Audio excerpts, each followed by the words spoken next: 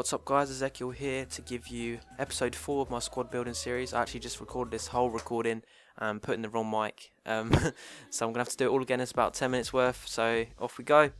It's going to be a Serie A league, 4-2-3-1, mainly Italian, so I've got an Italian manager, what's his name, Regia, I don't know how to say that. Start off in goalkeeper. I've only got one goalkeeper here, none on the bench. Buffon, so he's very good, good price as well, so he's going to go with the back line very well. And if we move on to the centre backs, we've got Chiellini here, 82 pace, 86 defending, 85 heading, so he's actually very consistent, no weakness really. He's left footed, 6'1", very good. Okay, now moving on to Lucio. If you remember him in the last game, he had 78 pace, so he's dropped a little bit down in pace, but he's still consistently good, I would say, apart from that pace bit where if you are playing against Bonhall, sometimes he does get a little bit rinsed. Apart from that, he's still a good player. How much did he cost me? Cost me 14 back then. It's about a month old, so all these players are a month old in terms of price, and this is on the Xbox 360 if you didn't already know. Moving on to the third centre back, got Gambrini here, 6'1". What pace he got? He's got 79 pace, 77 heading, but because he's 6'1", he's going to win a lot of the headers, but his headers might not be that accurate, if that makes sense, so don't always go by your card basically. 78 defending as well, which isn't a low. It's just because it's not a shiny card, people don't seem to price fix him or put his price up. And if we go on to the left backs and right backs, we go on to left backs first, Balzarati. Only reason I picked him really is because he's Italian.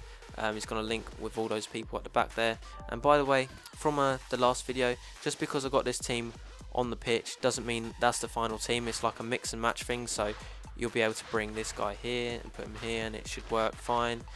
But let's just get back to it. Balzarati, 83 pace, just consistent player. I think his 3-star skill might be 2, but there's no higher than 3.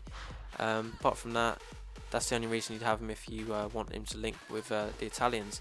If not, you're going to want this guy here, Taiwo, 88 pace, very strong in the 90s somewhere, strength-wise. Also got 90 something long shots, 90 something power, so very good at long shots. 2-star skill though, so and his dribbling's pretty bad, so don't expect to skill past many people, but if you do get a chance to shoot, then do. And if we go on to our right back, so we've got Make on here, which I paid 32k, which is quite expensive. I think he's probably a lot lower than now. Nanau? What does Nanau mean? Oh, he's going to be a lot cheaper now. 87 pace, 84 defending, not very high heading though, so, but if you look, he's 6'4", and he's actually very strong. He wins a lot more headers than you'd expect by his card. And his right back option to switch out would be Abate, 91 pace, and he's 6 foot, I believe. No, 5'11", but he's very strong in the air, I think. Personally, he's only got 69 heading, but sometimes that can be because he's got low heading accuracy, just as I went through here with Gambrini. So don't worry about that. He's very quick, and that's what you need from your left and right backs, because they attack a lot to help out with moving up the pitch, but they also need to get back very quickly. And then here we've got De Rossi, 74 pace, a little bit slower than FIFA 11, but he's still the typical De Rossi that he used to be. If you have space to take a long shot, then do. He's got 3-star skill. His dribbling stats are pretty decent as well, so he could use those 3-star skills to good use. His heading is very good, and he keeps going. He always seems to be in the right place, so that's why I love him. And then why did I go there? And then we've got Cambiasso, pretty much your plain player. 85 overall, but there's no stat that's actually above 80. There is an 80 stat, which is passing, so a lot of his stats are in like his mental stats, so he's actually in the right position most of the time. He knows what to do when someone comes running at him, and he knows where to position himself naturally, so that's why I use him. And he also goes with the Inter side over here, and Zarate for even more chemistry is Argentinian, so they'd be best played together. But another player to swap out would be Marquisio, 81 pace, 79 dribbling, and 80 pace, 71 defense. So he's very quick, 3-star skill, good dribbling, and his shot is a lot better than 72. So I'd recommend him highly. And then moving on to the other CDM, we've got Vidal, 81 pace, moved from the Bundesliga from last year, if you didn't know. 81 passing, so he's a little bit better than Marquisio, but he's gonna have more chemistry. Generally, if you're not worried too much about chemistry, then Vidal would be the better option. Although there's not much between them. Then moving on to cams, so we've got Giovinco up here on the pitch at the moment, 91 pace, very small. Let's see how small, 5'5". So yeah, he's very agile. He's got a good shot actually, very inconsistent shot. Sometimes it's really, really good. You think, oh my god, that is insane. But then sometimes it's a little bit like Wallison. Goes to put it on his weak foot and it's like, Jesus Christ, does he know how to play football? But apart from that, 5-star skill, yeah, pretty good player. Very cheap as well. Well, how much did I pay for him? 900 coins. Then move on to Zarate. 89 pace from Inter. 4-star skill. Got the flair. He's very fun to play with, and not a lot of people tend to use him. I've found. Yeah. So another player you could use would be Miccoli, Italian guy. A little bit like Di Natale, except he's like a quarter of the price. Actually, less than a quarter of the price. So I'd recommend him. 84 shooting, so his finesse shots I'd say are better than his long shots, but still equally just as good. Dribbling is very high as well because he's very small.